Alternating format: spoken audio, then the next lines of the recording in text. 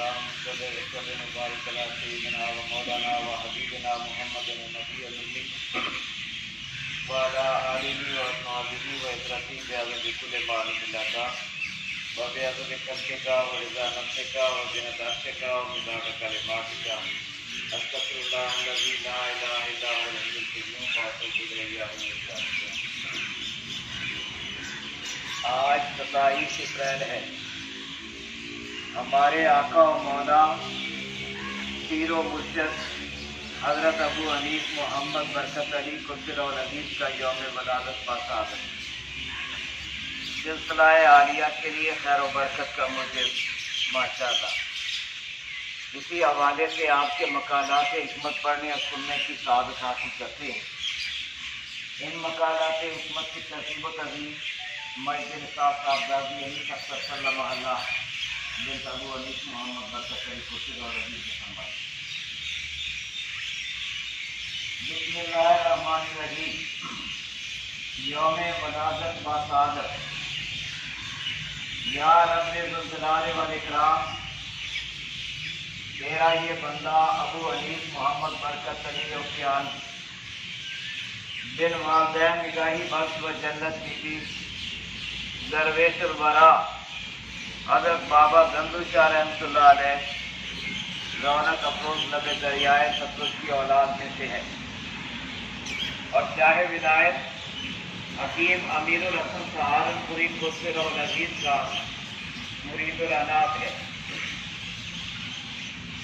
اللہ مطلوب زندگی منزل اور نفس مسافر ہے، اور کوئی مسافر بوڑھا ہو یا جوان کبھی راہ میں ڈیرا نہیں جماتا جب تک سفر ختم نہیں ہوتا، برابر چلتا رہتا ہے۔ اس راہ میں چلنا ہے تو حیات و ممات کے تمام دفاتر اللہ ہی کے حوالے کر کے چل، موت و حیات سے بے پرواہ ہو کر اللہ ہی کے ذکر و فکر میں محو رہا کر، یہی تیری زندگی کی منزل اور اسی پہ تیرا دارومدار۔ محلیت ایک غیر فراموش چیز ہے، جب طاری ہو جاتی ہے مقصود و مطلوب کے سوا کسی اور طرف کوئی التفات نہیں رہتا، مطلق نہیں رہتا۔ تیرا خیال ہر خیال کو بلا دیتا ہے، کسی طرح تیری یاد ہر یاد کو۔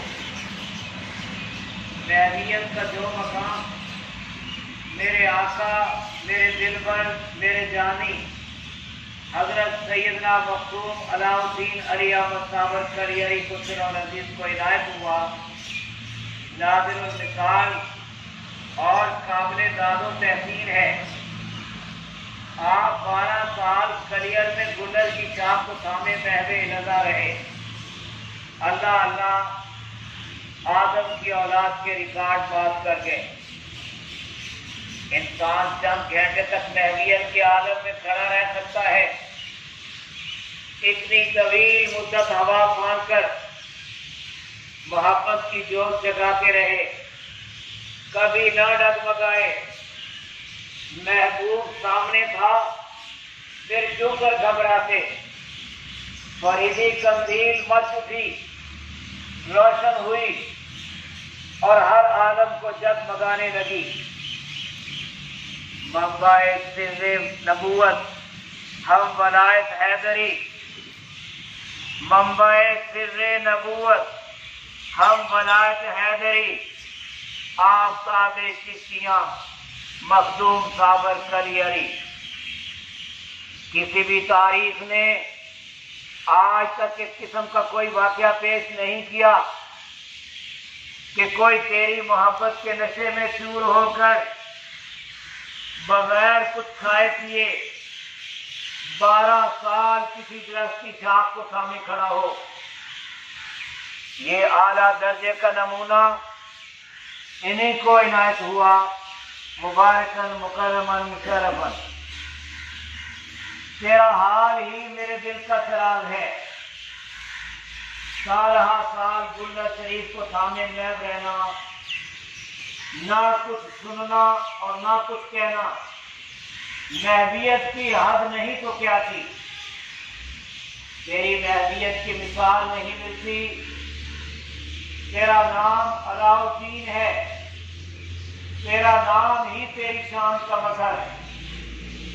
تیرے جلال کو نہ دیکھا جاتا ہے نہ سنا، دیس بدیس پھری تیرا کوئی ہم پایا نہ ملا، ہے ہی نہیں کسی بھی ولایت کے ولی کو یہ شرف حاصل نہ ہوا کہ مسجد میں کیا سجدہ ثابت تیری گلی میں۔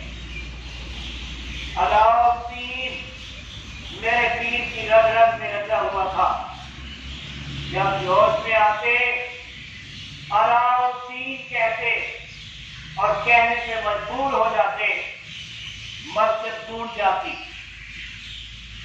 تاریخ شاہد ہے، بندہ کسی مقبول بندے سے مل کر ہی باسط بلا ہوتا ہے، غرض گردانی سے نہیں۔ مشروط شاہد و مشروط دامن ہوتے ہیں ماشاءاللہ۔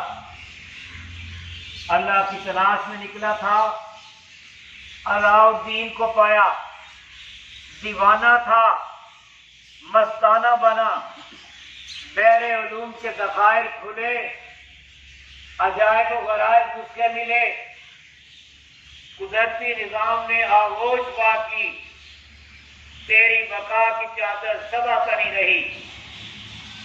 کتاب العمل بالسنہ، المعروف ترتیب شریف، مکشوفات منازل احسان، اسماء النبی الکریم صلی اللہ علیہ وسلم اور مقالات حکمت تیری عنایات بے پایا ہے، اعجاز بھی کہیں تو بے جا نہیں۔ میرے آقا تیری یاد میرے دل کے چراغ کا تیل ہے، یہ دیا کبھی گل نہ ہو، سدا روشن رہے۔ تیری فرید کے گیت ہم گاتے ہی رہیں گے، اے او یکتائے زماں تیری نظیر نہیں ملتی، نہ ہوا نہ ہوگا، کیا یہ ناز کافی نہیں؟ صرف یہ یاد ہے اور یہ ناز ہے کہ بچپن میں مجھے احرام باندھا، اور یہ حق الیقین ہے کہ احرام کبھی باطل نہیں ہوتا۔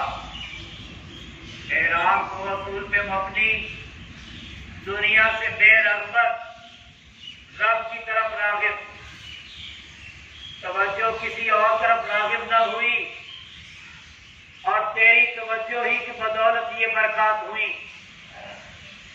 کائنات کی کوئی بھی شے کسی بھی انداز میں تجھے خیرہ نہ کر سکی، عنایت نہیں تو کیا ہے، کرم نہیں تو کیا ہے، پاسبانی مردوں کی امانت، تیری پاسبانی بڑے ہی کام کی چیز ہے۔ اے او یکتائے زماں تیری نسبت ہم خاک نشینوں کے بڑے ہی کام آئی، ہر کسی کے کام آئی۔ دیکھنے میں تو کچھ بھی نہیں، تیرے بنائے ہوئے بہت کچھ ہیں، تیری نسبت کے بغیر کوئی کسی کو پوچھتا تک نہیں کون میاں کہاں سے ہو۔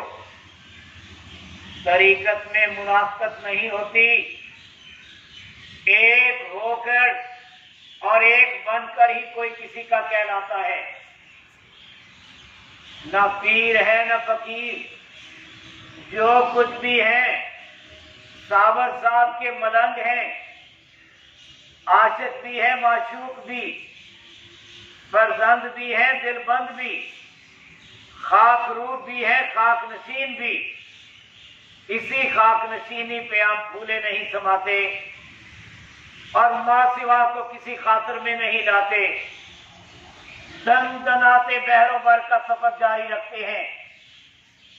صدی گزرنے پہ آئی، قصد اور عزم کیوں کا توں، پھر پھرا کر ساری کائنات کو دیکھ کر جہاں آنا تھا آ گیا، درختوں تلے یہی جگہ، میری زندگی اور آخرت کا بسیرا ہے۔ جب وہ سروق کی ہر منزل عاطفت ہی کے سایہ تلے پروان چڑھی، کس ناز و انداز سے کمال شفقت سے پالا، مثال نہیں ملتی۔ جی بھر کر کھلایا، پلایا اور سلایا، پھر تلاوت قرآن عظیم پہ گامزن فرمایا۔ آخری عمل بہترین عمل ہوتا ہے۔ قرآن عظیم کا اعزاز، قائم و دائم تلاوت، دن ہو یا رات، نہ رکے نہ تھکے، کوئی بھی مصروفیت مخل نہ ہو۔ حضرت خبیب بن حارث رضی اللہ تعالیٰ عنہ سے روایت ہے کہ حضور اکرم صلی اللہ علیہ وسلم نے فرمایا کہ اے معاذ، اگر تم نیک بختوں کی زندگی، شہیدوں کی موت، حشر کے دن نجات، خوف کے دن امن، اور اندھیروں میں روشنی، اور گرمی میں سایہ، اور پیاس کے دن سیری، اور خفت کے دن وزن، اور گمراہی کے دن ہدایت چاہتے ہو تو قرآن پڑھو، کیونکہ وہ رحمان کا ذکر ہے، اور شیطان سے بچاؤ ہے، اور ترازو میں جھکاؤ ہے، کنز العمال۔ قرآن کریم کی تلاوت انسانی جسم الوجود کے لیے ایسے ہے جیسے سالوں سے تپتی ہوئی زمین کے لیے ابر نیسان۔ تپتی ہوئی زمین پر بھی کبھی کوئی سبزہ ہوگا، زمین جب سیراب ہو جاتی ہے پھر اس میں طرح طرح کی نباتات خود بخود اگاتی ہیں۔ قرآن کریم کی تلاوت قلب کی طہارت، بصارت کی عفت اور سماعت کی صوت سرمدی کا انصب معمول ہے۔ اب قرآن کریم کی تلاوت ہی سے جسم الوجود کے اندر اور باہر، گوشت و پوست، رگ اور ریشے شاداب و زندہ اور منور ہوتے ہیں، حتیٰ کہ جسم کا ہر عضو اپنی مطلوبہ نورانیت حاصل کرتا ہے۔ قرآن کریم کی تلاوت دل کے باغ کی بہار ہے۔